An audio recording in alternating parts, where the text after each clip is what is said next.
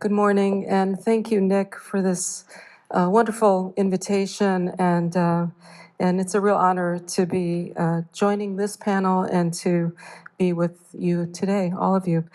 So I'm an anthropologist, and I come at this with talking to a lot of people and trying to understand sort of the larger processes that impinge on people's decision-making in the day-to-day. So that's where I'm coming from today. 3 years ago, both Colorado and New Mexico recorded the most destructive wildfires in their states' histories. In Colorado, drought gripped neighborhoods that would normally sit under a winter blanket of snow. In New Mexico, erratic winds turned a U.S. Forest Service prescribed burn into the combined Hermit's Peak Calf Canyon megafire.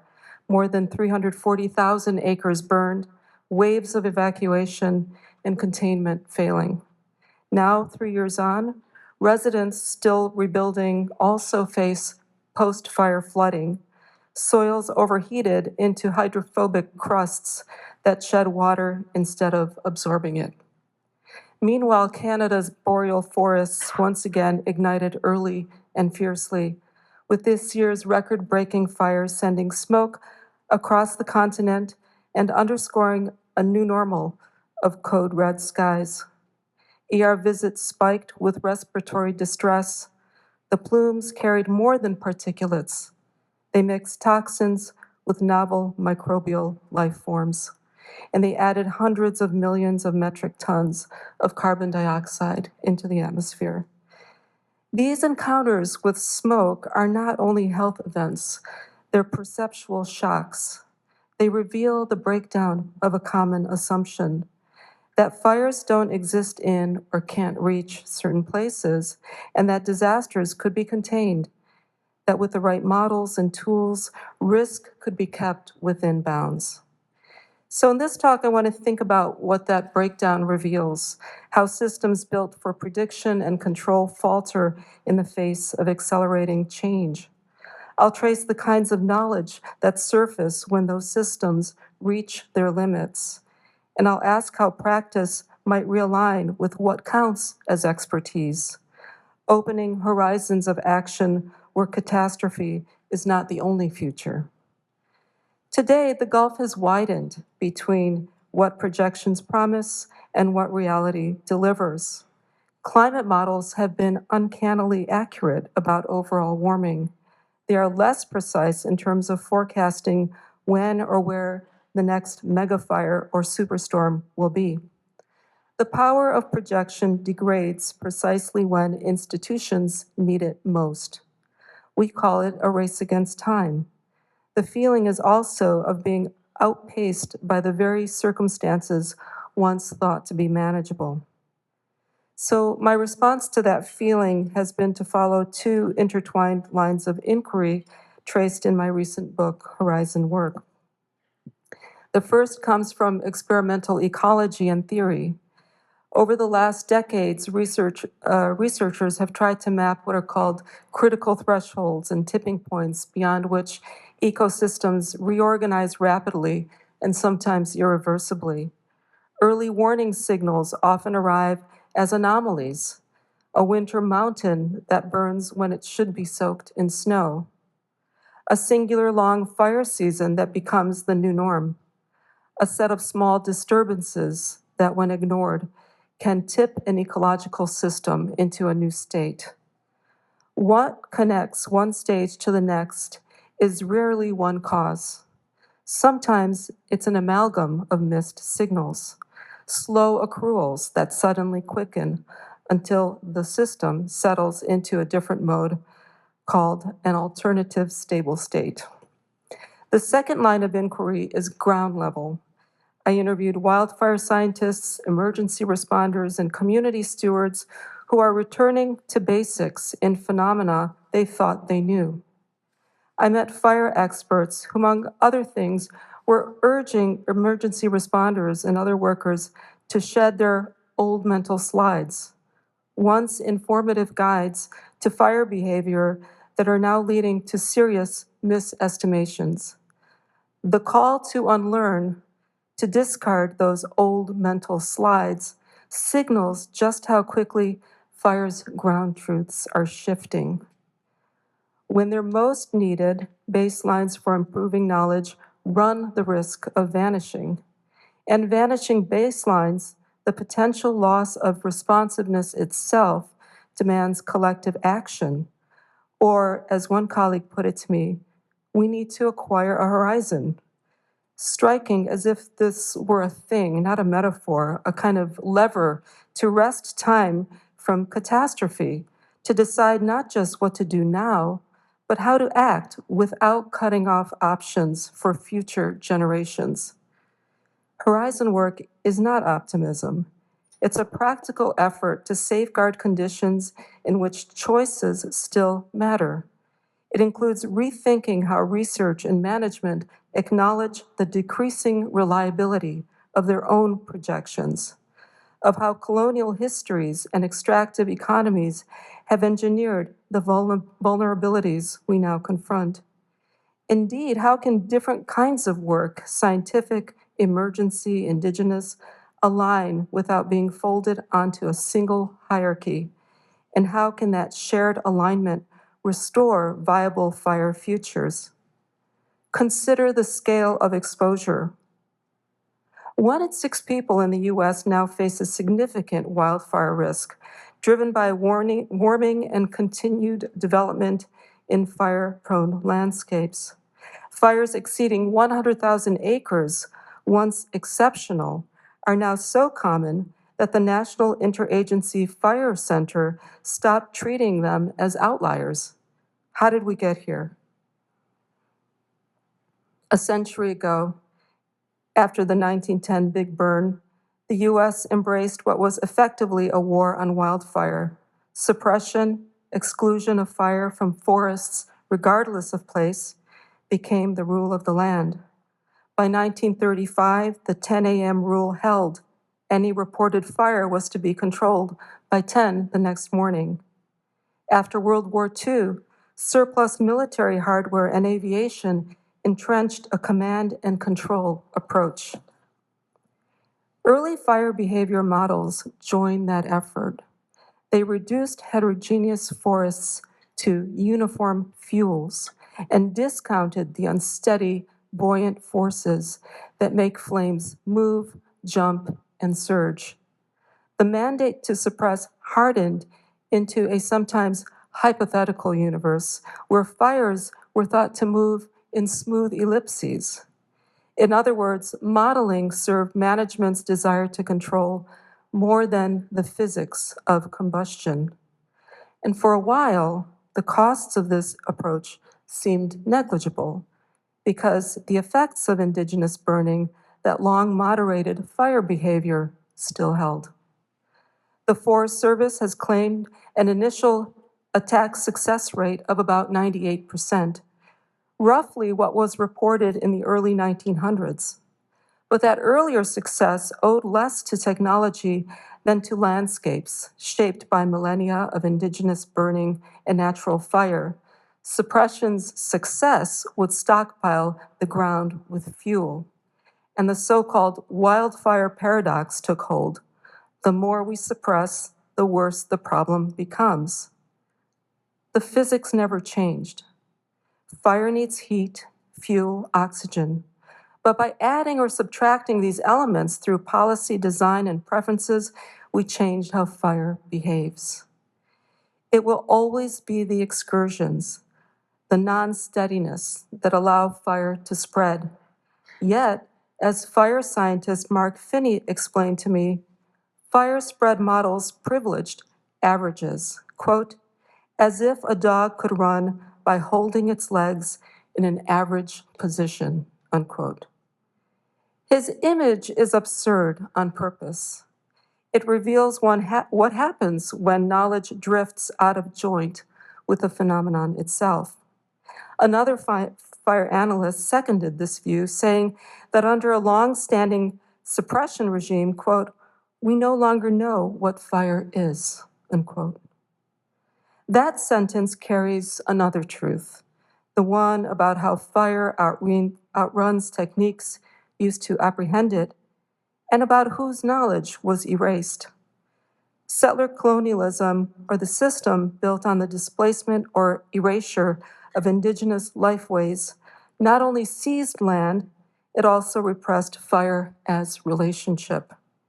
After European contact, as indigenous burning was criminalized, forests thickened, and landscape fire events became more frequent. Fire-resistant trees made so by frequent cultural burning were logged and often replaced by continuous flammable growth. Thus, today's new fires are not a rupture so much as a perpetuation of settler colonial fires that are evolving and continue to evolve under capitalist interests, private property, and so many other things, notwithstanding climate change. And anthropologists are doing a lot of really interesting work on these issues. One of them is here, Bruno Serafin, who works with the Karuk and wrote a wonderful dissertation on the Karuk efforts with regard to fire and managing fire futures. Indigenous fire managers have said all along, you can't take fire away. On the Flathead Reservation in the Northern Rockies, the Confederated Salish and Kootenai tribes, or CSKT, long used fire to modulate it across complex mountain terrain. As Jermaine White, a former information and education specialist who directed the CSKT Fire History Project, which is amazing, she told me, fire is an operating system built on observation, experimentation, and spiritual relation. Reciprocity anchors it. If one acts with responsibility to land and beings, she said, the system confers well-being, not only now, but for generations to come. Even after a century of exclusion, the gift persists. In Ronan, Montana, CSKT fire managers work within and across multiple agencies that link tribal, state, and federal efforts. From 1978 to 1997, they saw only 3 years with large fires on their lands. From 1998 to 2017, the numbers flipped. Fire crews saw only 3 years without large fires. As fires routinely cross jurisdictions, these interagency partnerships are crucial. And under their 2000 Forest Management Plan, the tribes implemented a model fuel treatment program with more than 140 acres treated. The differences between treated and untreated areas are stark. In some cases, large fires that would have destroyed trees have crossed fuel-treated areas to turn into non-lethal and low-intensity surface fires, making the fires safer to engage. Fire Management Officer Ron Swaney looks through an office window onto the radiant Mission Mountains. He told me, and here's my version of that picture that we're all going to repeat. He told me people often look and say, beautiful, full of trees, but that's not how it's supposed to look. Historically, it was a mosaic, crosshatches of openings, ages, and species. After a 2007 fire burned through a sacred ponderosa forest, he said, quote, it will recover, but not in our lifetimes, unquote. His colleague added that such losses are heartbreaking because there is no other place to go. Quote, it's been 6 generations since the tribes have been removed from their lands and forcibly moved to the Flathead. This is the tribe's homeland now, unquote. And then the gift of camas returns. Camas, a 6-petaled flower and vital food plant, loves a hot fire. In 1994, a large fire revealed a camas gathering site. The next spring, the burn scar was, quote, a sea of lavender, unquote. Elders' maps from the 1940s confirmed the location. The feeling wasn't of surprise. It was joy and recognition. Some psychologists argue that humans are neurologically limited to short horizons. Our cognition tuned to immediate bands of risk and reward. I think of Brazilian indigenous philosopher Ailton Krenak and his refusal of that premise. In the face of occupation and extermination, his people have practiced what he calls postponing the end of the world. Here, the horizon is not a distant line we contemplate, it's something we learn to acquire, care for, maintain, and extend together. For many fire scientists, the climate crisis is a done deal for the next several hundred years. Acquiring a horizon in this reality means revising knowledge calibrated to conditions that have fundamentally changed or no longer exist, and admitting that the circumstances for response are themselves eroding. Horizon work also marks the difference, the moral difference between inevitability and choice. It doesn't deny limits, it acts within them, aligning care, knowledge's design, so that options expand rather than collapse. So I wanted to close with some concrete things. To see fewer unfightable fires, we have to normalize the work that actually reduces loss. Strategic fuel treatments and cultural burning that recreate mosaics at landscape scales, cross-jurisdictional planning that coordinates training and resources and anticipates not only fire spread, but post-fire flood. Smoke-ready public health systems that treat air as shared infrastructure. And governance that recognizes Indigenous stewardship as standard setting rather than supplemental. Together, it's a shift from a war on fire to living with fire, designing for coexistence. Even if climate change is now inevitable, catastrophe is not. The conditions that make fires burn catastrophically, fuel accumulation, vulnerable design, fragile institutions, are human conditions. As Elizabeth taught us yesterday, those conditions can be changed, and that is where the shared work begins.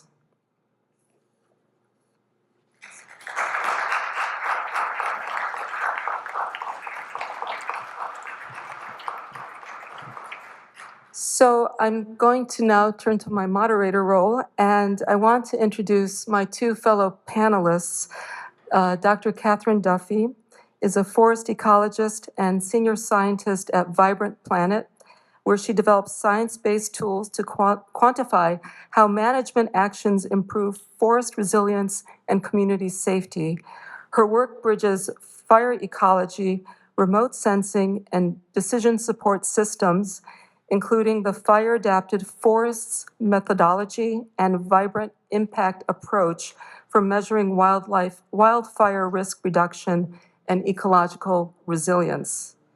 And then we have Dr. Jen Barron, who is a postdoctoral researcher at the Center for Wildlife Coexistence at the University of British Columbia, Okanagan campus.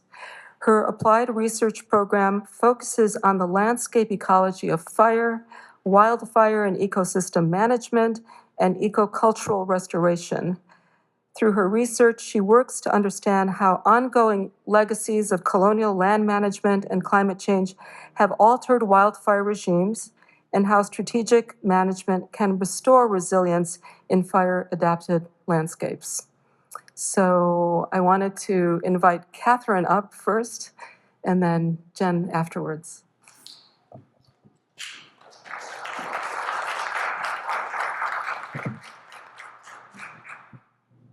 Okay, wonderful. Thank you so much for the invitation to be here. I don't actually usually get an interface. I'm a quantitative fire ecologist, right? So I don't get an interface with the design community as much as I would like to. And this is such a fun space to intersect what we're learning in the wildland-urban interface, in fire ecology, and forest ecology, with that realized risk and how that risk can be interpreted through the lens of design, et cetera. So thank you so much. It's so fun to be here. last night, we had such a wonderful keynote, and I wanted to start by saying that everything I'm about to tell you is not new, right? It has been known since time immemorial by indigenous peoples of this land. The only part that is new is this, I can bring empirical data to bear to hopefully support and substantiate the work that indigenous people have done for millennia, right? And much like everyone else, I do have a bunch of pre and post fire suppression photos, but we're gonna do a pop quiz. Okay, but other people have been giving you hints, so I feel like we're gonna do well on this one. Okay, so same landscape, approximately 80 years apart. I can give you a few hints if you want them. This is in the Pacific Northwest. And so what I want to do is look at A versus B and raise your hand. Oh, sorry, actually, I forgot to say, let's even talk about what healthy means. What do I mean, right? And last night we had this wonderful dialogue and it was very participatory, so I invite us to continue that culture. Someone shout out what we might mean by a healthy forest. Yeah. Resilient, maybe, let's see, any other ideas? Yeah. Heterogeneous, yeah. So structurally complex, maybe? Multi-aged. Any other ideas? I like all those, and I think I might distill them through being maybe functional, right? A functional forest might have heterogeneous structure, might have, something within its carrying capacity, things like that, right? Okay, so back to our pop quiz. What we're gonna do is raise your hand if you think A is the definition of a healthy forest. Okay, oh my gosh, you guys are so good. Okay, yeah, correct. So what we're looking at in B is the effects of fire suppression, right? But I have one more for you. A versus B, who thinks it's A? See, you guys are too smart for me. It's B. All right, so what we're looking, and so this is the Pacific Northwest, right? And it's a landscape where we think about it being incredibly forested, it's super productive and things like that. But even in incredibly lush and productive environments, fire has played a role, either through indigenous practices, through natural ignitions, etc. And so all of this is to say that I really think about fire as a natural predator, a natural and essential predator. And I don't mean predator in a bad way. What I mean is what happens when we remove a wolf from an ecosystem, right? Anyone want to shout out the answer? What happens? Exactly. So we have an overabundance of deer, and then what happens to that population, right? They collapse, et cetera, et cetera. And so as a fire ecologist, some people think about fire as a global herbivore. It's eating fuel. But I think of it as a global predator and an essential predator to keep forests within a natural carrying capacity of what they're adapted to. And so now I'm actually just going to show some slides that actually substantiate a lot of what we've been talking about. So here is a fire scar record. I'm from the Southwest, so a little bit of this is a little bit biased towards that region. But this is when we're looking at these kind of peaks, and we're going to get a follow-on presentation with even more depth about fire scars. What I'm really talking about is this area that's shaded in green, which is livestock grazing and fire suppression. And so we basically have an incredible fire debt, right? And that debt is coming to bear because there's been incredible human hubris in the idea that we can suppress fire, that we can control fire. Fire is a part of this Earth system. It's a part of natural ecosystems. We can't control that. Here, this is a wonderful image, I love it, from Matt Hertel at UNM. And really what we're looking at, and to bring some of the threads from different talks, what we're looking at is this aridification via climate change. And we really have this opportunity to say, which path do we want to take in this fork in the road? And the reason why I brought up this graph is because as much as fire has been an essential and integral component to these landscapes, I think what we've been circling around and what we're like focusing in on is the fact that we can't just, at this point, with all of the suppression and all of the fuel buildup, we can't just allow fire to ignite and go across these landscapes without nurturing it, curating it, working with it, managing the forests in a way that we can allow functional fire to be back on these landscapes. And so this is the sort of with management, without management futures, is we want fire on the landscapes, but there is work to do in order to allow that to happen in a functional way.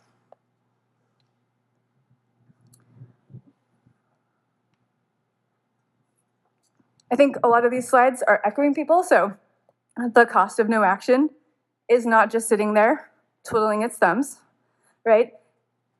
Some of the largest and most destructive fires, if we think about something like single-day growth of a fire perimeter, this just came out earlier this year, I believe, we can see fires that are moving faster, getting larger. This is the realization of our acts of suppression, right? Fires have more fuel. We've been learning about and hearing about some of these new, like, climate-driven extreme events. We can think about the Dragon Bravo fire. We can think about some of those fires in New Mexico that you were talking about. All of this is interplaying to say that it's really not if, it's when, and what do we want to do with that? So, all of that is the sort of how I think about fire ecology and how it might intersect with design. But I also want to bring us to our modern data era. And I loved all of the drone footage last night because we keep on, we kind of understand intellectually, we're sort of trying to think about what to do. I love the data, like the drone, the fire drones and things like that. We live in this modern data era. And what this allows us to do is rely less on models and rely more on empirical data, because we're in a living, breathing, changing system. One that is place-based, even a ponderosa pine forest in Arizona, where I live, is different from a ponderosa pine forest on the dry side of the Cascades, despite the fact, and there's some variance in ponderosas, but same ponderosa pine belt, different ecosystem, different fire dynamic, you name it, right? So let's lean in to drone-based, remote sensing, empirical data, and start to think about the fact that we have aerial imagery, we have biomass models. We were talking about last night, you were talking about like the NASA efforts, right? And we can start to look at change detection. And so how might we use that as this way to measure what we're doing, how well it's working, where, why? For the purposes of wanting to have a really robust discussion, I'm not going to go into a lot of details on methods. That's a QR code to find this paper that I published with a bunch of colleagues at Blue Forest, PERC, and other organizations. But the part of the methods I'll say is this is natural experimental design for you quantitative nerds. Hard to do. I'll give you the high-level flavor of that. So this is our study area. In the Central Sierra, we grabbed more than 200 treatments that were actually implemented in 2016. And what we did is monitored them, right? But so natural experimental design, like we know models aren't working with climate change and they might not be getting fire right. Like, how do we do this? Basically, hand wavy, we find a control area. Again, details are in the paper.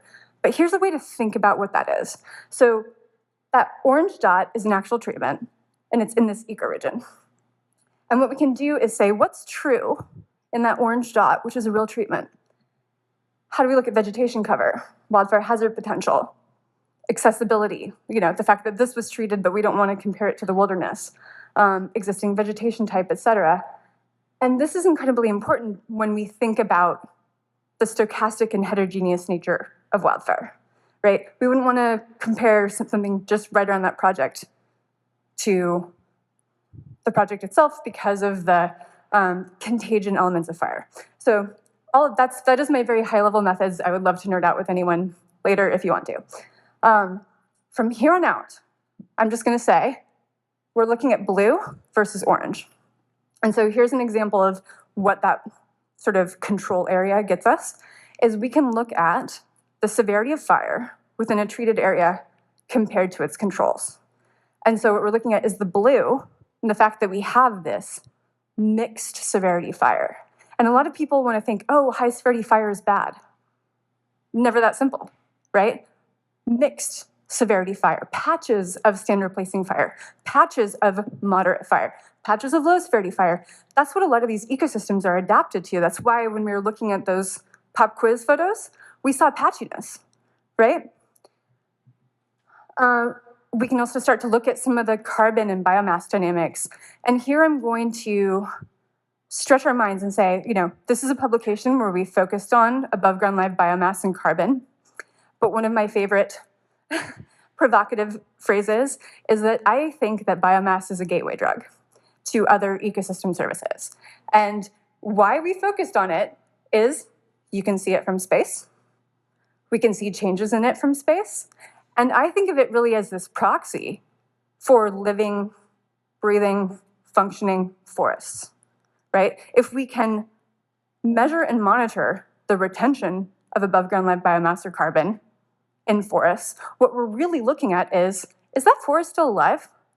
Is it still standing? Is it still growing? Is it sort of stable over time?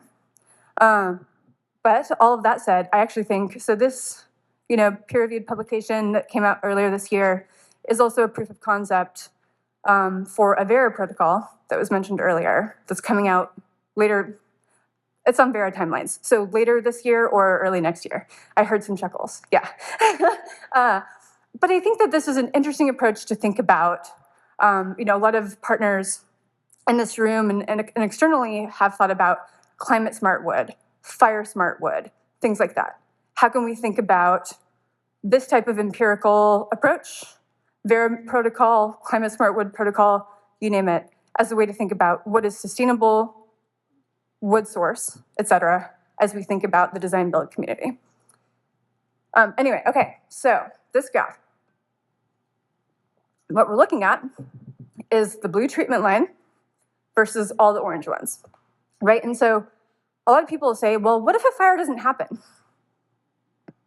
A lot of the controls, a lot of the forests in the Western US, because they're overstocked, are basically quite stagnant, right? They're not annually sequestering a lot of carbon. They might be storing it, but one of the ways I think about it is it's kind of like in junk bonds.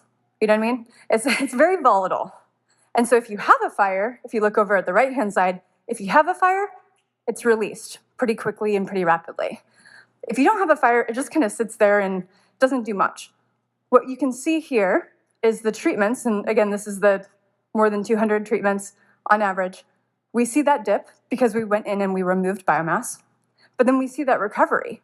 And by the way, this study period includes some of the most severe drought years for the left-hand side and wildfire years for the right-hand side in California's history. We're talking about the North Complex Fire, Caldor Fire, Dixie Fire. They're in this record, right? But let's sort of zoom in on fire a little bit more and look at both the prevalence and the cost or benefit of different sort of severity levels for fire. So we have low severity fire, moderate severity fire, and high severity fire. And this is composite burn index fire severity. This is basically ground-based validation of how many trees died, like the rate of mortality. What we see in treatments is that while you can have high severity fire, it's far less likely. And you do see, when you have a standard placing fire, you lose that above ground live biomass. But what you end up seeing is that the prevalence, back to that very first graph, of low, moderate, and high severity fire is really shifted. That distribution is shifted. But here's the full picture at that landscape scale. So what we see is that by year 7, treatments start outperforming no action. And given additional years of observations, I would expect this to continue And really what we're looking at here is that empirical evidence to sort of ground us in what does no action look like versus action. Final graph here is, so now what we're going to look at is that return on investment. So in 2015, this is before the treatments were implemented. 2016, we see, oh look, there's a lot less carbon because we went and intentionally removed that biomass. 2017, right, 2018, we're still at a deficit. But then 2020 hits, 2021, and 2022, and we see drought and fire start to hit these landscapes, and that's where we see this return on investment, such that by the time we reach 2024, 75% of these treated areas are outperforming no action. And that is a lot faster than our models suggest, by the way. Our, forest vegetation simulator and other systems like that will tell you it is a 10, 15, 20-year return interval to get that benefit. That's why we need to use this natural experimental design and real-time climate change to observe it, because none of those models were trained on where we're headed. Anyway, final slide. And thinking about learning from, we're in a design symposium. I also want to bring to bear that there's a spatial signal here. So here we're looking at the North Complex fire. The white is the final fire perimeter. These little shapes are actual treatments that were in our study. And what we notice is that in this constellation of treatments, that together they decreased fire severity, right? Because they're interacting with each other. The other component that we see is that they were associated with that control line of that fire. And that matters if there are things on the other side of that boundary that you care about. Is it your drinking water source? Is it your house? Is it your natural gas pipeline, et cetera? And so there's this really interesting spatial component that I would love to think with all of you about around the effectiveness of field treatments and how that effectiveness is really what I like to call a constellation in order to achieve resilience.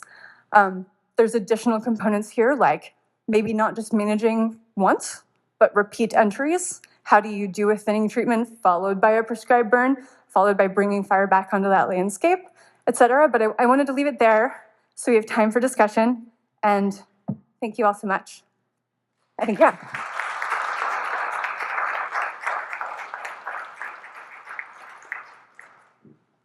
Okay, great. Thanks for having me. So I'm going to shift gears a little bit and talk about my work on understanding and restoring altered fire-adapted ecosystems in British Columbia, where a lot of what we found through research on changing fire regimes and contemporary fire parallels a lot of what we find in the Western US. There are a lot of commonalities. There's also some differences.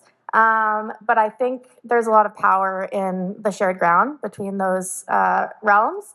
And we similarly are increasingly experiencing severe wildfire seasons. So I'm going to start by talking about the wildfire context in BC. So this map shows all of the fire perimeters that we have on record. We've been tracking fire perimeters in BC since 1919, which is the longest spatial fire history record in the country. And so the yellow shows the period of the 20th century into the 2010s, so 1919 to 2016. The orange shows 2017 to 2022, and then the red shows the 2023 fire season. And this was from a paper in particular where we looked at that record-breaking fire season. And then the graph is showing area burned, which I'll note is perhaps not always the most important metric of fire impacts, but it is often the default one. And so I'll note that we have had back-to-back record-breaking fire seasons in 2017, 2018, 2021, 2023, 2024, and now 2025 in British Columbia. And 2023 in particular was the most expensive and destructive wildfire season on record. And my PhD occurred over this time. So the way I did my work and the things I was focusing on really changed in response to these recent changes, including, increasing requests for media interviews and really urgent requests from managers to advise, and has continued to shape how I work going forward. And every single year I give a talk where I look at this graph and realize I need to update it once again because we have once again broke records. Okay, here's my version of those pictures. So in British Columbia, we've similarly seen landscape level shifts in our fire regimes and our ecosystems. This is from the East Kootenay region of British Columbia. So I primarily work in Canada's Southern Rocky Mountain Trench, which is an extension of the Northern Rockies ecosystem. It turns out that the Rockies don't stop at that border. Similarly, dry, low elevation grasslands and mixed conifer forests transitioning up to elevation. But one of the things I like to point out in this image is that we've seen these transitions not just in the low elevation valley bottom, but also in our kind of mesic mixed conifer montane forests and our higher elevation cold forests. So these are really pervasive across forest types. And that's one thing I often push back on in British Columbia, where we've traditionally, since the 90s at least, thought about only the low elevation as being fire maintained ecosystems and treated everything else as a stand replacing disturbance regime. And I won't go too into depth on this, but there is a bit of ecological theory as to why that was conceptualized that way under this emulation of natural disturbance regimes framework.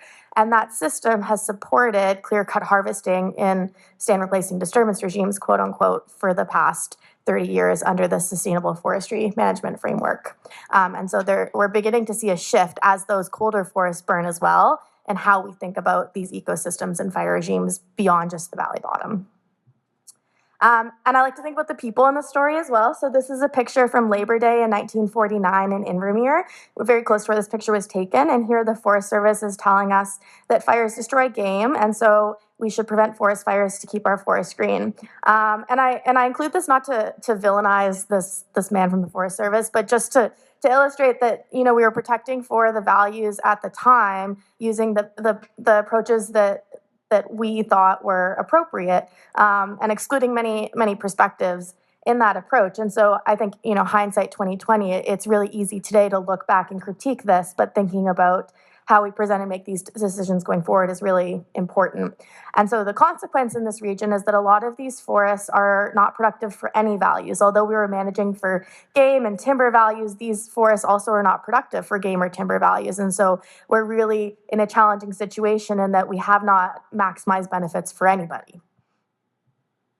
And I'll point out as well, BC is an incredibly geographically and topographically diverse region. In this part of the southeast, we have a wide range of ecosystem types spanning elevational and climatic gradients, including dry, low elevation, Douglas fir and ponderosa pine forests, mesic mixed conifer montane spruce forests, and colder, higher elevation Engelmann spruce subalpine fir forests, as well as these kind of wetter, adjacent to valley bottom ecosystems that are these diverse interior cedar hemlock systems. And they're all adapted to different historical fire regimes with a fire component. And so the low elevation systems tend to be more adapted to frequent low severity fires, and the higher elevation forests seem to be adapted to less frequent, more severe fires, although smaller fires during some of those wetter years still played a really key role in these systems.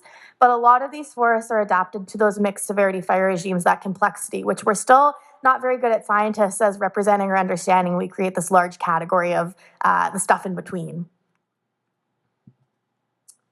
And these are Indigenous maintained landscapes. So I work with a lot of Ktunaxa communities in the southeast across their traditional territory. The picture on the right is from Yakitak Nucleate, which is in English Tobacco Plains Reservation, which is right by the US border, just north of Montana. From this region, a colleague of mine, Greg Green, did a fire history reconstruction, including a plot at this area where he sampled 52 fire scars in a single ponderosa pine between the period of 1400 and 1894. And this is the North American record for the number of fire scars in a ponderosa pine, which is to us exceptional, especially considering the depth of fire history research in the Southwest and in the US. And so that means that this tree experienced 52 fires in its lifetime that were low severity enough that the tree burned and recorded a scar, but the biomass wasn't consumed. So those are fairly low severity fires. And this frequency of fire, especially in this location, would not be possible from lightning alone. So this combined with the oral histories of Indigenous fire stewardship in this region, and particularly the knowledge that Ktunaxa people were burning to cultivate tobacco, is attributed to the frequency of fire. And we also know that fire regime disruption began with colonization. So part of my PhD work involved compiling a large network of fire history studies, so 11 different studies conducted across 180 plots to map historical fire return intervals across this region. So that diagram that you're seeing is a fire history reconstruction. Each of those horizontal lines represents a site, and each of those little vertical tick marks represents a year where at that site at least 2 trees recorded a fire. So you can see from the period of 1400 to the late 1800s that there was very frequent fire, and these also were not synchronous across the site. So that again lends support to the role of Indigenous fire stewardship in these systems. It wasn't just synchronous climate years that were causing fires to co-occur. There were many small-scale, low-severity fires happening in the years in between. And so this is particularly from Greg's work again in the Valley Bottom, where he found site-level averages of 7 to 15-year fire return intervals. And we also see the transitional impact of colonialism. So we see these begin to decline in the late 1800s with early colonization and the smallpox epidemic. And then very widespread cessation of frequent fire after the 1940s with the introduction of more widespread fire suppression systems. And so most of these sites have gone anywhere between 50 and 140 years since fire today. And in this region, the impact of colonization was also very dominant. So at Ackam, which is the First Nation that I work with, they have a historical residential school site, St. Eugene Residential School. This is a picture of it, which was a catchment for many Ktunaxa children and also Syilx and Secwepemc children in the region. And so because this is at the corner of British Columbia, the progression of colonialism, this map shows from tree ring records across North America when fire history starts to reduce the impact of colonization on historical fire regimes.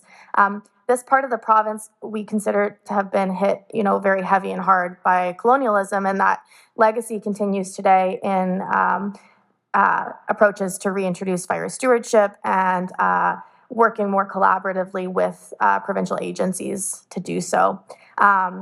And this legacy can also be seen in other records, including the progression of the railroad across the country. Those legacies are also seen in the fire history record. So through this work, I also looked at the geography of fire. Through these time periods, I looked at changes in the annual number of fires, area burned, and mean fire size by ignition type, so both lightning and human ignitions, and I mapped these to different time periods of human management and climate. And the reason I did this is because at this time, all I was hearing about was that through the 20th century, we had really seen a decline in fire frequency. But when I looked at these records, our records that went back to the early 20th century, I found that wasn't the case. The early 20th century actually included a lot of fire. And so I wanted to use some quantitative methods to dig into what those changes were and why they happened. And so what I found was that in the early 20th century, probably from the early 1900s until about the 1940s, we had a really active fire regime. There was a lot of area burned on the landscape, but it was really altered from the pre-colonial era of Indigenous fire stewardship. So this time period was really hot and dry. There were large periods of drought, some large fires, including the fires in 1910 from Montana that crossed the Canadian border. So lightning-ignited fires, and a lot of human-ignited fires from settlers, both intentional and accidental. So intentional to clear land or to expose minerals for mining, accidental with the introduction of the railroad or use of heavy machinery. And this was pre-widespread fire suppression. So we were burning large areas of land, but the severity and nature of those fires would have been very different than it would have in the past. And then in 1940, we see the introduction of this very effective fire suppression system, legacies of the Second World War, including aerial imagery and aircraft, during a period of time that was cooler and wetter. So we actually had about 30 to 40 years to get those systems up and running before we had hot and dry periods in the 80s where those systems were tested. And there were only a handful of years in that time period where large fires escaped suppression. And that's also around the time when we adopted the incident command system and we began to further strengthen these systems. And some of the governance literature from this time period in BC makes reference to Ministry wildland firefighters as the boys and their toys with the implementation of some of this new equipment. And then beginning in 2003 is known as the firestorm season in British Columbia, and it was a harbinger for years to come, where there were large fires that evacuated Kelowna, where I now live. During this time period, we've seen continued efficacy of fire suppression in areas close to communities. So you can hardly see all those tiny little red dots in the valley bottom. That's where our communities tend to be in BC, in the low elevation valley bottoms. Most of those human ignited fires close to communities are still suppressed relatively quickly, but lightning fires that occur often in clusters and in very challenging to access terrain are really what's been driving this increase in burned area, particularly when they spread closer and into community. And when our systems become overwhelmed, it becomes increasingly challenged to action both human and lightning ignitions at the same time. And I'll note this analysis only went up to 2019, so we've seen a continuation of this trend, as well as beginning to see increasing burned area by human ignitions as well because of the fire weather conditions and fire behavior. So collectively, what this has led to is a widespread fire deficit across forest types. So I compared these historical fire regimes to this record of our contemporary fire regime to quantify fire regime interval departure or the number of fires missed. So this can be used to quantify ecosystems that are burning more frequently than their historical records. Some systems have begun to see this, less so in this part of BC, or ecosystems that are burning less than their historical record. So in this case, I'm quantifying the number of fires missed from its ecosystem relative to the historical fire regime, where I found that these low elevation valley bottoms are missing between 6 and 10 fires relative to their historical fire regime, with the consequence being all of those accumulated fuels from those 6 to 10 fires that would have otherwise been consumed. And that those mixed conifer forests are also significantly departed and missing between 4 and 6 fires from their historical fire regime. And of course, this is consequential because those low elevation valley bottoms both used to burn the most historically and have gone the longest since fire today. And that's also where, many of our communities and values are located. So the consequences of an intense fire in those systems is the highest. The concern is the highest. And so this puts managers in a really tricky position of trying to manage fire risk in these ecosystems. And we similarly pull from a wide body of literature in the Western US on evidence-based management interventions to reduce potential fire behavior in these forests. I also have colleagues at UBC who are working on understanding manager definitions of fuel treatment success, trying to understand what people think a successful fuel treatment should be accomplishing from a social science perspective. But we do know widely that treatments that reduce fuel accumulations in forests are most effective at reducing subsequent fire behavior. Treatments that move fuels from one part of the forest, from the overstory to the surface, have, in some cases, some efficacy, but often are altering fire behavior, but not necessarily reducing it. And this is in consequence to what I choose not to refer to as a no-action scenario, because continued status quo actually requires a lot of action and money and intentional management, but in contrast to the status quo. And we have very recently begun to study fuel treatment efficacy in British Columbia as well. So Kay Rutherford's master's thesis, Kay is now a PhD student at UC Berkeley. She looked at the impacts of fuel treatments on potential fire behavior and fire effects in the West Kootenays, so in these interior cedar hemlock forests. And so she looked at these pre- and post-treatment differences in different thinning scenarios with and without pruning and chipping. She found that these low-intensity thinning scenarios reduced the potential of passive crown fire. High-intensity thinning reduced the potential of both passive and active crown fire. She found that pruning after thinning did not further reduce the potential of passive crown fire. And this was a bit of a controversial result because a lot of these managers invest, significant amounts of money after commercial thinning to implement hand pruning. But her findings suggested that further reduction of stems through biomass was much more effective than reduction of 3 meters of branches from hand pruning. And she found that chipping and pile burning mitigated potential of passive crown fire, but there were concerns with relation to the fire effects. So the potential intensity of when these fuels burned, as well as challenges for suppression and holding of these situations where these piles can smolder for a very long period of time, particularly with chipped or masticated fuels. And then I also try to think more broadly about, I think now the use of prescribed and cultural fire is more broadly accepted, and there are widespread efforts. There's a new program in BC through the provincial government for prescribed and cultural fire since 2022. But we have fairly limited capacity, and we have a very broad land base. So there's going to be other things that we're going to need to try to do. Diversifying wildfire management, I view as one of those big components that we are not yet publicly comfortable with, which is, when safe to do so, letting wildfires burn.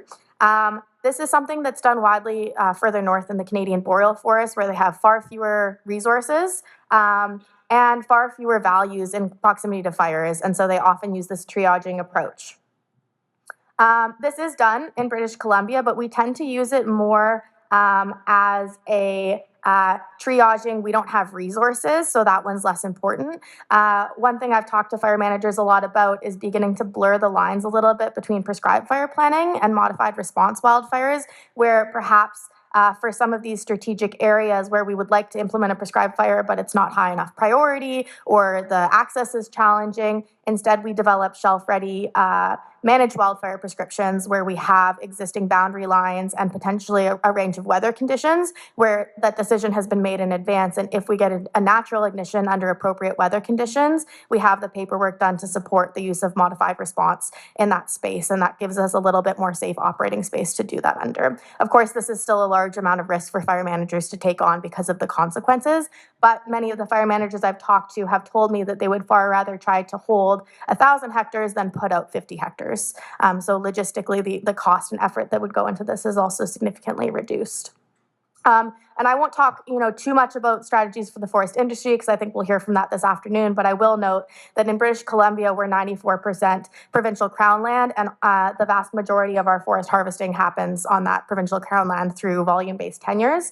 And so forest licensees are the main manager of our public lands, and they continue to manage orders of magnitude larger areas than our fuel treatments are conducted on. So there's also huge opportunities to leverage the role of the forest industry and concerns and challenges around the role of that industry and the changing economy to manage larger amounts of area. When people ask me, is it possible to treat more area, I often bring up numbers from how much the forest industry harvests in our province in terms of the potential footprint we could have. And then a large part of what my research program now focuses on is understanding where to prioritize and what to restore or adapt to. Should we reference these historical conditions? Where might things go in the future in the context of invasive species and climate change and biodiversity loss? What's the goal? What's the target? And in this work, I really focus on the role of ecocultural restoration, both of fire as a process and of the everything in the system, this Tanaha concept of all living things, which I've found most First Nations have their own word and concept of stewarding everything that's connected in the ecosystem and viewing fire and the role of it as this annual process throughout the year where there's times to burn, times to mitigate, times to harvest, and fire has a relationship with all of these different things in the system. And so trying to better understand how the restoration of fire can be used to support these different species in the system and restore the functioning of these systems and the nuanced and complex relationship between people and fire. So I'm just going to cover a couple quick case studies of some of that work. This one is on habitat restoration with Yakutuk Nucleate or Tobacco Plains, where they're particularly concerned about their bighorn sheep populations, which have faced widespread habitat decline due to forest encroachment, as well as influences from pathogens and disease. This is a large connectivity corridor, so they also face very elevated levels of highway mortality. In particular, they don't have good quality forage in their higher elevation forests. And so they come down to eat the grass along the highway. They're also attracted to the road salt along the highway, and they face high levels of roadside mortality for this reason. So they're lacking escape terrain because of these dense forests from predators, and they're lacking forage because of these dense overstory forests, and in some cases, invasive species. But there's a lot of concern from these more kind of traditional environmental viewpoints around invasive plants, concern over thinning out the forest because invasive plants may establish, and also concern that thinning will, for some reason, reduce habitat quality, although habitat quality is currently quite poor for the species. But much of our legislation, especially that was developed in the 90s, is very from this protectionism, fortress conservation standpoint of we can't do anything to it. And so led by Yakitic Nucleate, they are working on adaptive management trials to try to collectively reduce wildfire risk, improve habitat, and mitigate invasive plants across their traditional territory, so off reserve lands. And so we're trying a range of different things. We're trying selective logging practices.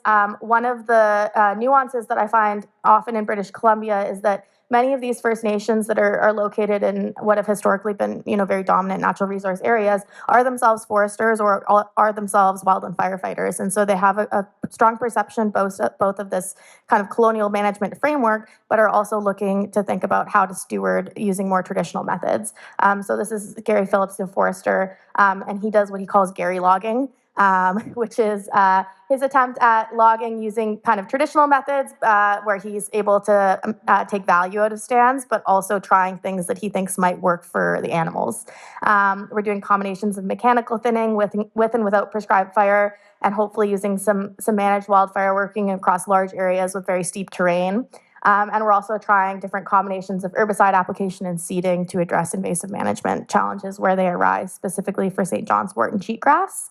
And then we're measuring fuels and fuel treatment efficacy, similar to the study from KEA. We're also looking at vegetation community composition, forage and ungulate dietary analysis, and telemetry data and camera traps. So we're trying to understand, what's happening with the plants, what's happening with the animals, and really using this adaptive management approach to say, okay, it's not working right now, let's try something and see if we can make it better. And then here's another project I'm working on. This is with the Kiskinuk, which is up by Windermere, where we've noticed really high densities of this fungal pathogen. It's a gymnosporangium rust on Saskatoon berries, and Saskatoon are culturally significant plant species. They're used as food and as medicines. And this rust has a really interesting life cycle where it starts its life cycle in juniper, and there is a ton of juniper on the reserve lands and adjacent to them, which we think is largely due to fire exclusion. So junipers are also traditional species, both Rocky Mountain and common junipers, but there's a lot more juniper than there probably should be on these lands. And so this rust starts its life cycle as an orange jelly fungus on these junipers, and then it travels to infect the Saskatoon berries and the leaves. Our burn boss ate one of these. That's how we figured out that this was happening in the first place, and it burnt her tongue. Her tongue was swollen all day, so you can't eat them. And I think they look like little aliens. They're so weird looking. And so we think that, the fire exclusion has led to elevated juniper densities. Juniper is very volatile. It's not particularly fire resistant. It tends to be the first thing that would consume in a fire. And we believe that this has led to perhaps increased incidence of this rust in juniper. And so what we're hoping is that through reintroduction of prescribed fire and specifically targeting these juniper individuals, we can reduce the densities of the first host in the life cycle of this rust. And reduce the density of the rust in these berries and improve berry quality. And of course, fire has long been known as a tool to improve berry quality, but in this particular case, we're looking at it as a tool for pathogen control, and we're also trying planting of Saskatoon seedlings in some of these treatments. So this one is very interesting to me because we're hoping to be able to lend support to a Kiskinuk lead burning for food sovereignty reasons. And then this is the last one I'll share. So we heard yesterday about some of these cultural indicator species. We are working with Ktunaxa Nation on understanding alignment between traditional indicator species of time to burn.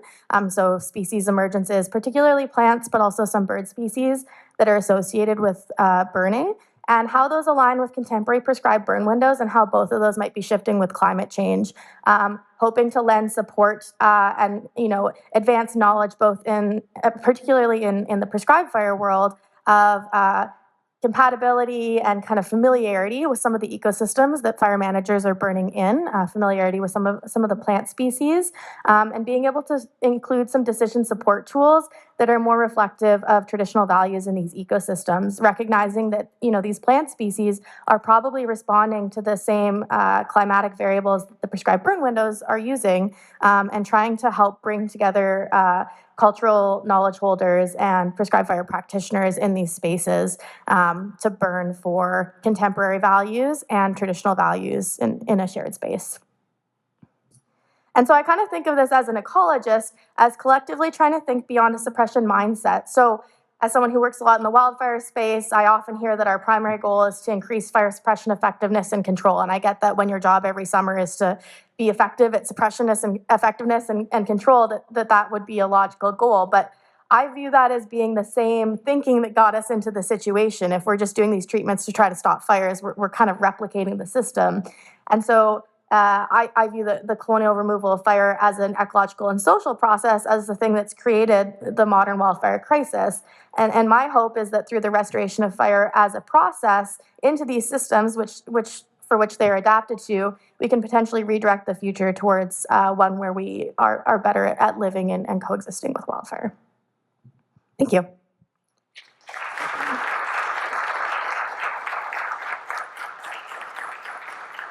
Wow, thank you so much. That was so rich and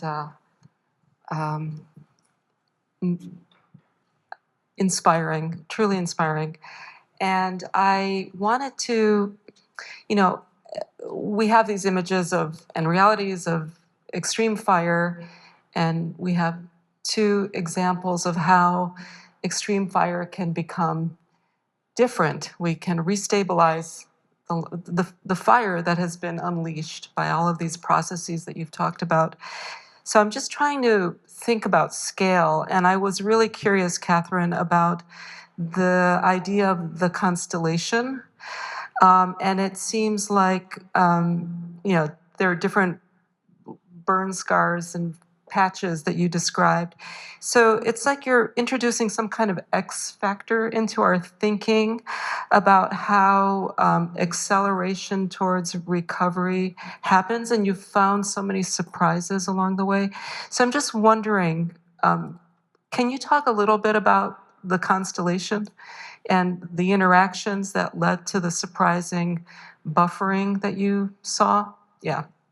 Yeah, sure. So if we think back, though, this is the constellation map that I showed. Nature used to create that. For example, has anyone heard of Smokey the Beaver? No. So beavers, as there are natural ways that the ecosystem creates field breaks, right? If you think about beavers in a landscape, they create dams and then they create very moist environments, and those are natural field breaks. All of our favorite sort of pre-post photos, right? What did you see in those? You saw places that had very little fuel that acted as natural field breaks. And so I think of that constellation, and I think you brought up some really great points, Anna, around like, what are we restoring to? I think that I would love to pitch it to you next to help us answer that question. But from a historical perspective, this was not wall-to-wall fuel. So the constellation was really this effective way that our Earth system was interacting with fire. And indigenous peoples were a part of that. And lightning strikes were a part of that. And Smokey the Beaver was a part of that. And a lot of other things. But what we need to think about is that constellation, and not thinking about high-severity fire as the enemy, but thinking about that sort of distribution of fire severities across the landscape as a tool and method and perhaps goal. But Anna, I want to ask you to expand. Yeah, thanks for that. I'm also thinking about some work of of colleagues that I've been involved in on simulating fire on historical landscapes and using reburn modeling. And they've increasingly found by replicating this across different regions, including in southern British Columbia, Oregon, and Washington, that historically 40% of the landscape was in a non-flammable state at any point in time. That's a wide range of things that could be non-flammable. It could be rock, grassland, deciduous forests of a certain age range, and mixedwood forests, wetlands, and riparian areas. And their big point with that as well is that those places, where they're located, changes through time because ecosystems are, of course, dynamic systems. And so they really push that, and the present day discussion of designing where treatment should be and understanding what that 40% should look like. But it actually brings me back to kind of like foundational landscape ecology as well, like landscape percolation theory and the idea of how fire flows through landscapes, of how we could be strategic with where we put things and what we put there, to allow fire to move through landscapes in a way that's more desirable to us, like we do. I too struggle with the way that fire behavior models work, but I think kind of functionally and collectively, we have more understanding than we realize about what fire does and how it moves, like fire as a being. And so I see a lot of potential through the restoration of different ecosystem types and the use of different types of treatments to make more of our landscape not fire conducive again, recognizing that those things will move around through time. Deciduous forests are fire resistant when their leaves are on for, maybe 60 years, and then they get too old and they burn and something else comes back. And maybe, now it's a conifer forest for the next 60 years, but a new deciduous forest has resprouted somewhere else. So I try to include that like dynamism of the landscape in my perceptions. Yeah. Yeah, and one follow-up to that, especially as we're thinking about landscape design, is, from a historic fire return interval and fire return interval by severity class, all those perspectives. I think when we're thinking about landscape design, the other part to acknowledge, and I know our later panels will get into it, is we have human infrastructure and systems that maybe don't agree with that frequency or level of severity. And then your boys with toys, is that what you said, boys with toys? Part of what we saw in that map, the reason why that was the final fire perimeter, is also that we could put people safely in those forests in order to control that line. And that actually was an example of where there was a bunch of natural gas pipelines on the other side. And that might not be something that we want to experience 6 to 8 foot flame lengths, even though from a historic fire return interval and severity perspective, that might be functional. And so I think that's where the rubber meets the road in this type of landscape design symposium, is what are we willing to, like, what's acceptable, from a natural perspective, from a human perspective, from that integration. And so that was just something I wanted to bring up around the constellation. Mm-hmm. Mm-hmm. Yeah, and so that brings up the question of how we think about functional fire, which is, I think, a term that you raised. And how does its definition change over time? I'm specifically thinking about, well, we've had examples here and as well yesterday of the ways in which confidence gets built into our understandings of functionality, but that confidence can also be broken, right? Can weaken. So I'm trying to understand how you think about the sort of the experimental knowledge regimes that underlie confidence and how we know about the kind of fire that we would call functional. Is it something that is always going to be experimental, or is there some kind of, stable state at the end of all of this? What are we restoring to? Yeah, that's a great, there's a lot of pieces to unpack in there. Around the kind of concept of confidence, I think one thing I've learned through working with fire managers in Canada is where the system doesn't perform, they step in to fill those gaps, and they have their own cultures of knowledge systems and understanding. And in many ways, because it's also not written, I view it as an oral history of the way that fire managers operate internally, with this kind of insular incident command system culture that adds these weird layers to try to enter as an outsider. But for example, in Canada, we have a national level global system that includes 16 fuel types for the whole country that are mostly based on boreal forests. And in British Columbia, they really don't fit well.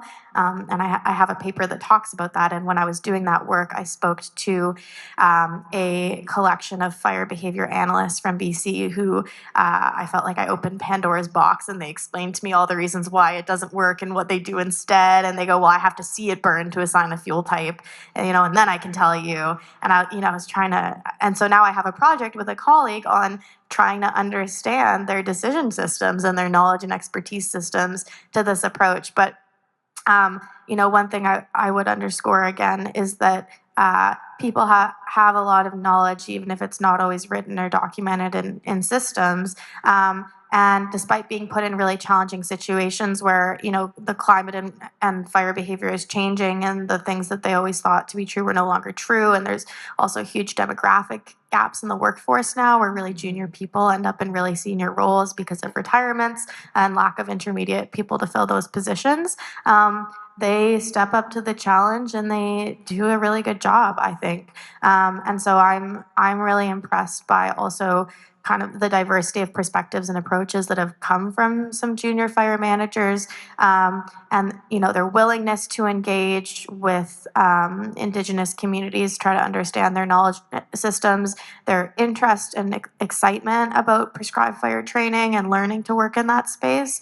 So I have, a lot of faith in the next generation of leaders to step up to that challenge and to think outside of traditional disciplinary boxes. And that's not to say that I don't see, the artifacts of those systems still in some of those individuals. I'm thinking, those incident commanders that look like they stick up their spine and they really have they're uncomfortable in a lot of situations that are outside of their world. But when I compare even to 5 years ago, some of the retirements that have happened in our agency, the projects I do now would not be possible if those people hadn't retired and made space for some of these junior people who are willing to work with researchers and think about some of these questions. So, as much as we criticize, wildfire and forest managers of the past, I would like to give some credit to the people that represent a new generation of thinking.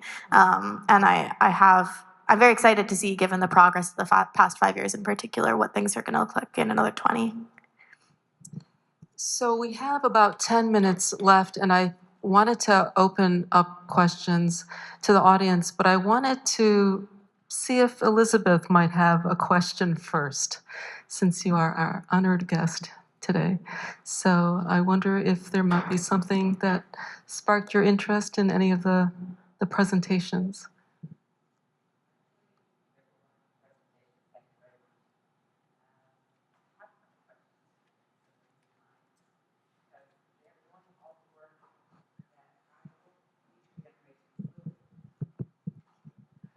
So it's been really amazing to be here with all of you. I love the researchers, the information that comes out.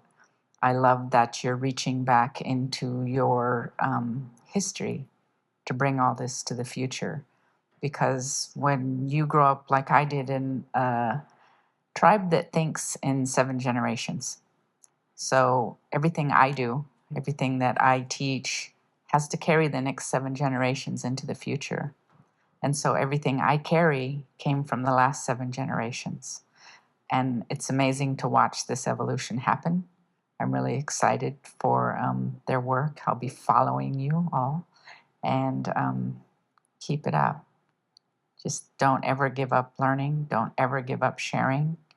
And make sure that the future generations learn from everything that we've learned from, and that we don't make the same mistakes. Thank you.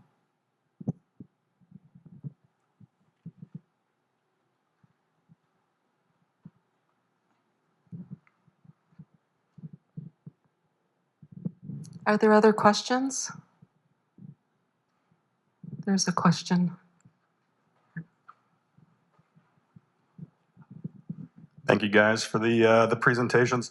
I guess this is for everybody, but maybe Katharyn. I was reading an LA Times article a week ago about the 2020 Labor Day fires, and it said something like 120 million metric tons emitted from those fires in California alone, which was, it said, twice the carbon savings that California had made through climate policy since basically the year 2000. So I'm wondering if, like, through Vibrant Planet or any of these organizations, do you see a pathway where that avoided emission component factors into California's, for instance, policy, whether it's Cal Green and their embodied carbon code, or is there a future where that's going to be factored in, or are we not close to that happening? No, I think that's such a great point.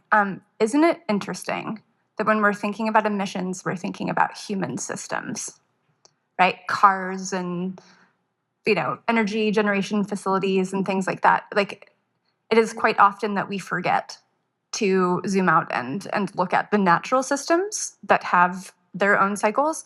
And absolutely, wildfires in the state of California outpace the entire transportation, energy generation, like so many sectors together, wildfires outpace them from an emissions perspective. I know that California ARB, CARB, is actually very focused on this and is very focused on integrating our natural systems into that accounting balance. Even zooming out, so that's a great example of California trying to lean in. I would actually hope that something like the fire adapted forest approach that I was talking about can actually get integrated into that, perhaps like regulatory environment, cap and trade, whatever it is. That's for the policy folks to decide, but I am here to support, right, and collaborate. But I think, in conclusion, when I think about things like the Paris Accord and like naturally determined individual contributions and things like that, we have to stop pretending that if we do nothing, that everything will just be there as it was last year. I actually apologize for using the term no action, because in my mind, no action actually means that it keeps burning and evolving and changing in the way that it is, but without our stewardship and, in some cases, intervention in order to help steward those lands to continue. Yeah, I would just say particularly on the kind of human emissions side, in Canada, wildfires are not considered in our national carbon accounting emissions because they're considered natural disturbances, but prescribed fires are counted because they're considered anthropogenic disturbances. And also because Canada is a very large country with a lot of fires, and if we counted the wildfires, there's no way we'd ever meet our climate commitments, even though we're not going to meet them anyways. And so, that's an interesting decision that was made around the time of the Paris Accord that, continues to get brought up in conversations with the Canadian Forest Service that I don't think we have a good way to reconcile, but I have worked on projects that very explicitly try to discuss the short and long-term trade-offs of those emissions. And if, we're thinking about this carbon economy in the future, which is the future viability of the carbon economy at this day and stage politically in Canada is uncertain. We need to reconsider what we view as a natural versus anthropogenic emission. I would argue that because wildfires are largely driven by anthropogenic climate change and anthropogenic forest management, that at least a good portion of those are anthropogenic emissions and the debt of carbon past. So, yeah. No, I could not agree more. And then, in the essence of time, in order to support discussion, I skipped a couple of slides, but one of them is sort of like a cartoon showing, we as humans, we like see smoke and flames and we focus on the event of fire. But what we failed to realize is that is the tip of the iceberg that is above the surface, and that the lion's share of the full carbon cost and the full emissions spectrum and quantification approach is actually post-fire, right? On average, about 20% of the total emissions are from the fire event itself. The rest of it is mortality of trees, the decomposition of that, and the fact that now you have, in many cases, a sort of nice curated tinderbox to have additional fires enter the landscape. So on that point, I wondered about what to do with burned over landscapes. I think there's a debate whether you just clear cut. I mean, in New Mexico, it's clear cutting. The snags are dangerous. But others say, well, the snags are taking water down and feeding the soil and creating a condition for saplings to grow and shaded environments. And so how do you think about I mean, there's so many of them now, so many of these landscapes with these kind of matchstick, burned matchstick images. What should we do from that perspective of carbon emission and also just moving towards a kind of recovery model in the places that have been so damaged, so burned? Yeah, also a good question. I think one we're really just beginning to grapple with given the extent of recent fires. BC also recently has a new forest and wildfire recovery team, and a branch of that is ecological recovery. It has like 2 staff, but they are very good staff, and hopefully will expand. The status quo has been in BC certainly to salvage log where the opportunity exists, and then because those areas have been logged, to replant. And I would really push back on the idea that we should be replanting at current stocking standards. That's a huge concern for me in historical or in traditional harvesting species mixes, usually lodgepole pine. I think that there's a lot of opportunity in one of the rare cases where it does not add costs to just allow broadleaf trees to regenerate, as opposed to in BC we spray large areas with glyphosate and do manual brushing and spraying to remove aspen and other broadleaves because they're viewed as pests for forest operations.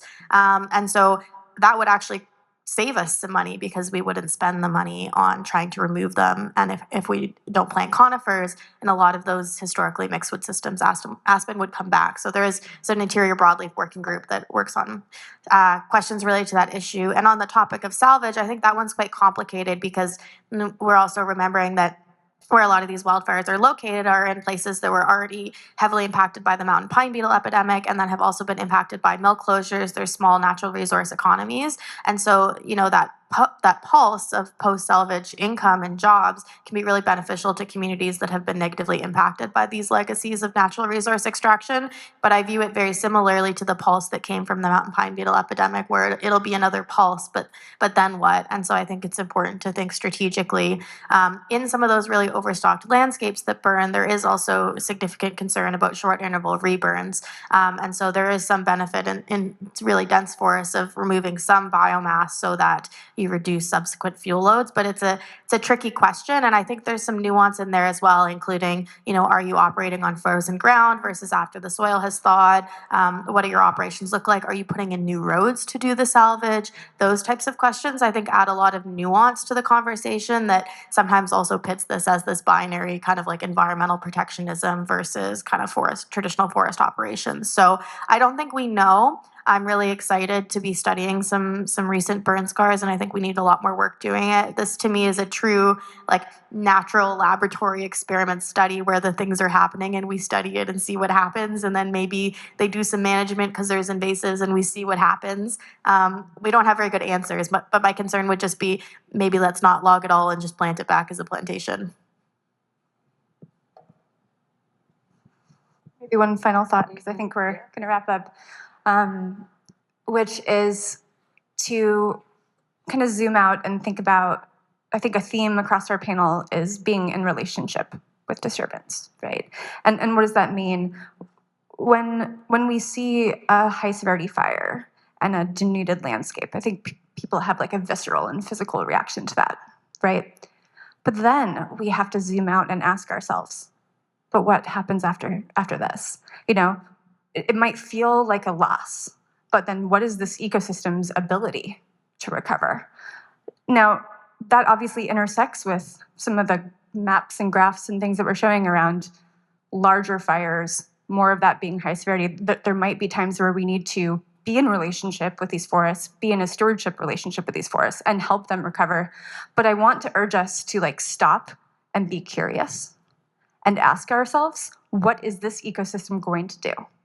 And to monitor it and to learn from it. That is what I mean by being in relationship with it. We are a part of the same system. We need to be curious and not be oh, high severity stand replacing fire is bad. It depends. It depends on was it 100,000 acres of it or 10 acres of it? We need to be curious and ask these ecosystems how we can stewardship, steward and support them. Wow, thank you so much. I think we're breaking for lunch now, and I want to thank my fellow panelists again for an amazing panel. Thank you.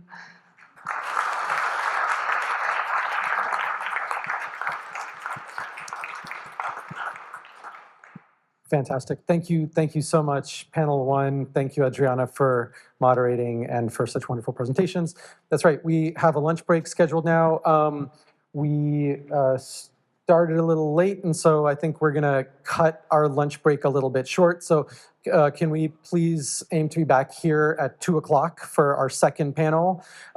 Speakers, please stick around. We have lunch for you. Attendees, please plan to come back if you're able at 2 o'clock, and we'll get started with our second panel, which is towards a forest restoration bioeconomy. Thank you all.